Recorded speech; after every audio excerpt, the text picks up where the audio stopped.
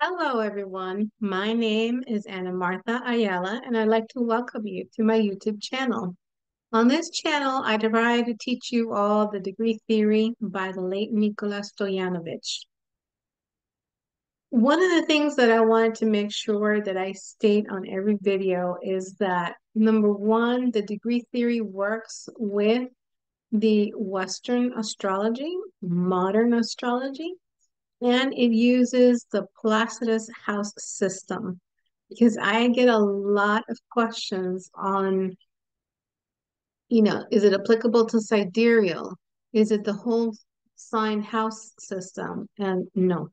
Western astrology or modern astrology and the Placidus house system. Another thing, if you like these types of videos and are learning astrology, please give the video a thumbs up, subscribe to the channel, and send it to somebody that might also want to learn something or learn how to do astrology. And as always, if you want a natal chart reading with me, please send me an email to amaastrology@aol.com. So for today's video, I had one of the viewers ask me about Johnny Depp's romantic relationship potential. What is his romantic life going to be about after everything he went through the last couple of years, I guess. Just a disclaimer, I don't follow any movie star. I don't follow any singer, but I guess since I did the video on Taylor Swift, well, that kind of piqued curiosity about Johnny Depp. So in today's video, I'm going to be going over his natal chart, basic, very, um, this is not what I typically do for clients. I do a lot more in-depth stuff, but I'm just going to focus on the romantic part of his chart. I will describe some of his characteristics, right? And then also just do the solar return. And as you all know, you shouldn't do predictions just on the transits and the solar return. You need to do the cycles that the person is going through. So with a client, I would do that. Since this is just him, right? I'm just going to focus on the transits and the solar return to get like an overall idea of what's happening. Now, I'm going to share the screen with you guys, to show you his solar chart. And here we go. He was born June 9th, 1963. So he turned 60 last year. His sun is in Gemini in the 11th house, which if you all have been following and have seen my videos, you know that the 18th degree is not a good degree to have health-wise, but it has a sextile from Jupiter and it has a trine from Saturn. So I haven't heard any health difficulties that he has, but again, I don't follow him or anybody for that matter. Um, so he, the 18th degree is also the degree of Virgo, right? To work. That could also be, you don't necessarily have to have one of those incurable diseases. Um, it could just mean that you work a lot, right?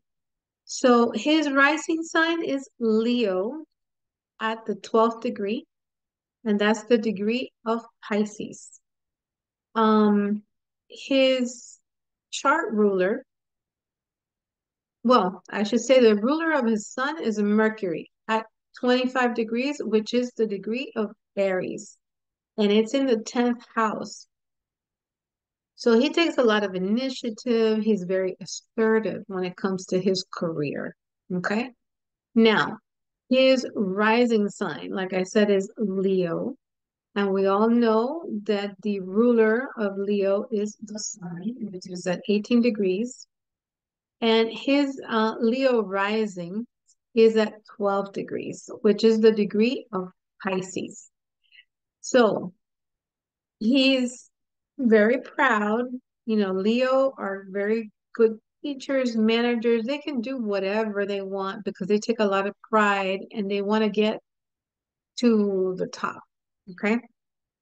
But being at the degree of Pisces, it makes him a very mysterious, private person, very secretive about what he does or who he sees or what he's, you know, Pisces are like that. They can, remember, they could be spies, but they're very private people. They like to know about other people, but their life is very top secret. Okay. So with Uranus in the first house at the degree of Aries, which is the 1 degree, the first house is the way you look. This is how people see you.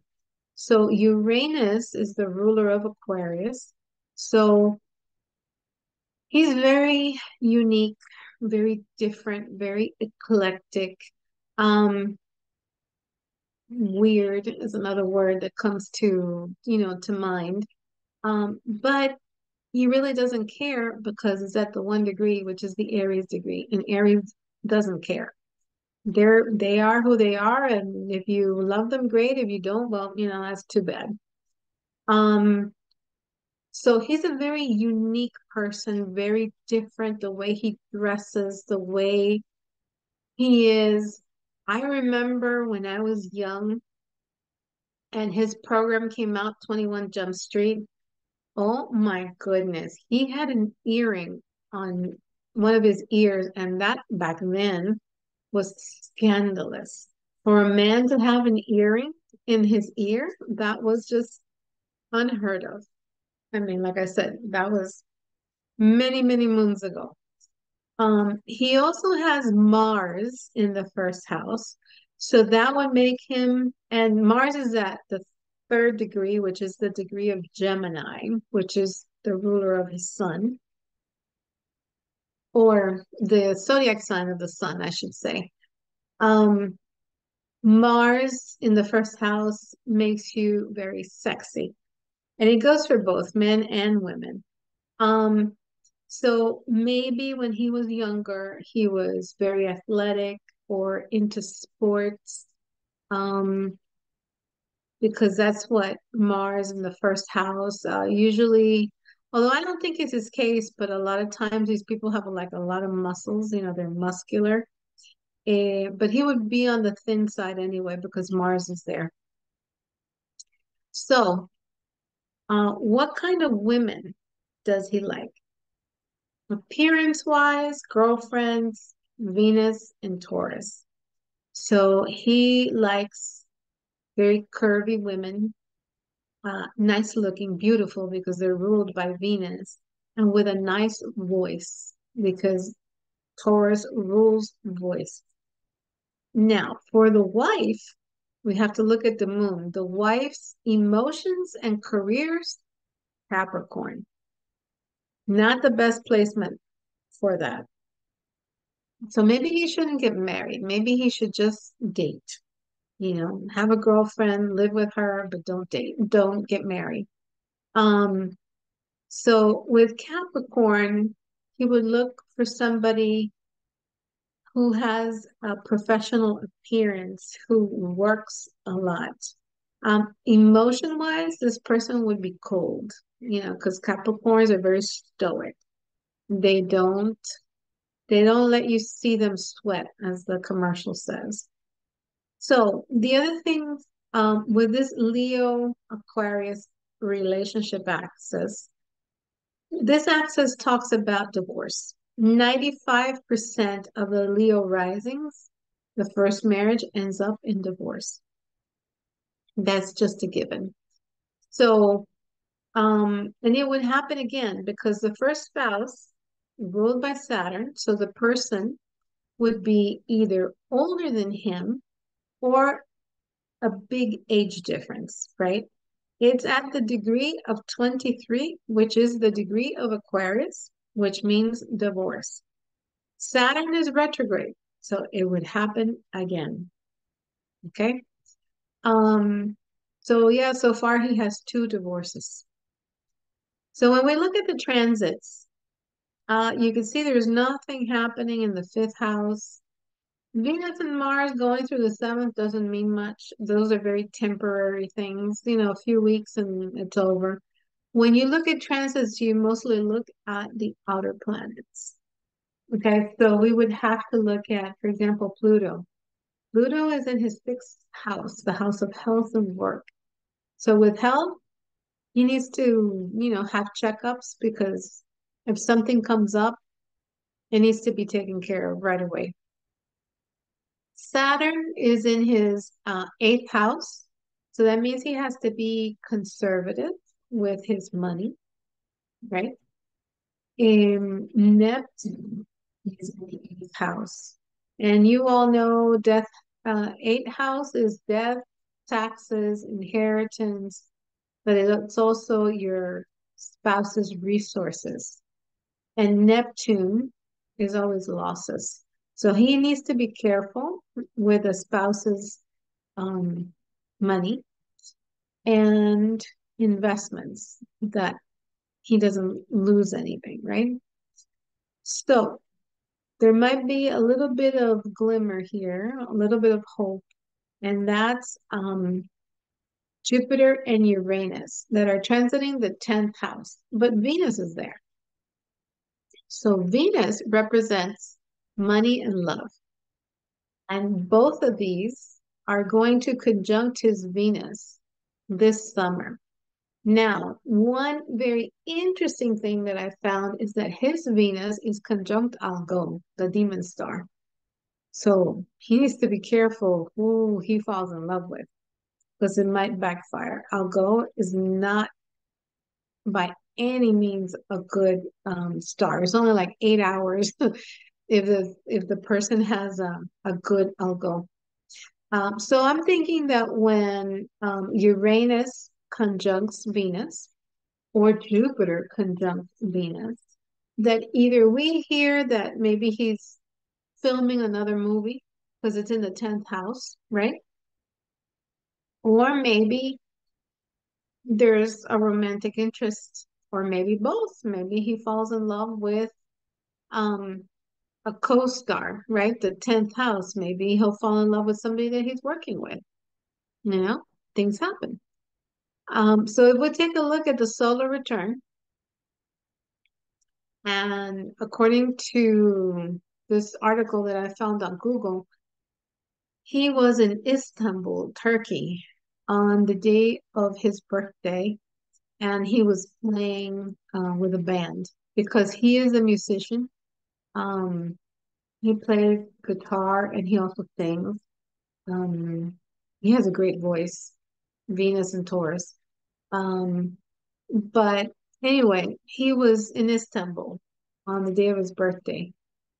So, what does this mean? It's the solar return is open to the 10th house, right? So when you look at the natal chart, well, it's actually, I'm sorry, it's the 11th house. So friends, it's all about friends. But the sun is in the 12th house, right? So the 12th house, he's in solitude, he's hiding out, he wants to be alone, he's maybe trying to find himself, or he might be working on something, some kind of business deal, because Mercury is there, and Mercury is in his 10th house in the natal chart.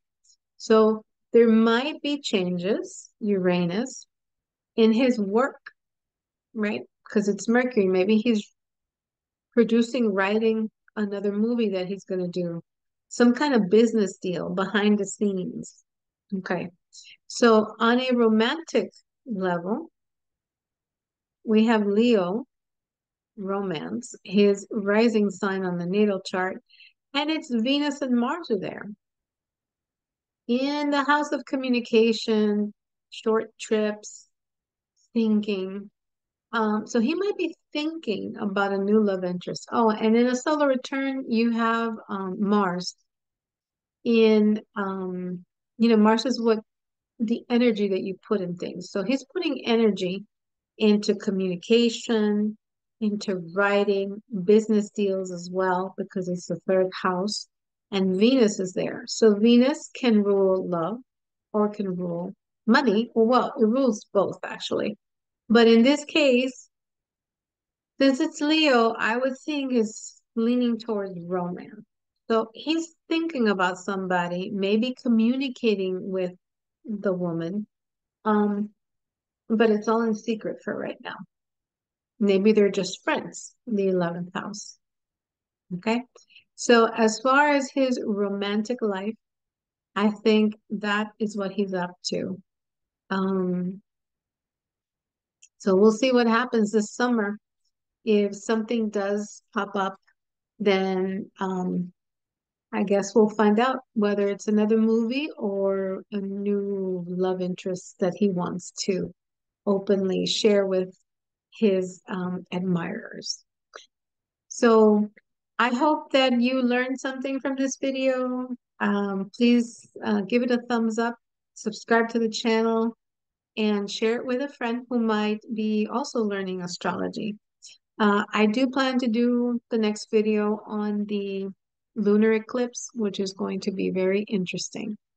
All right. Thank you so much for your attention, and I'll see you next time.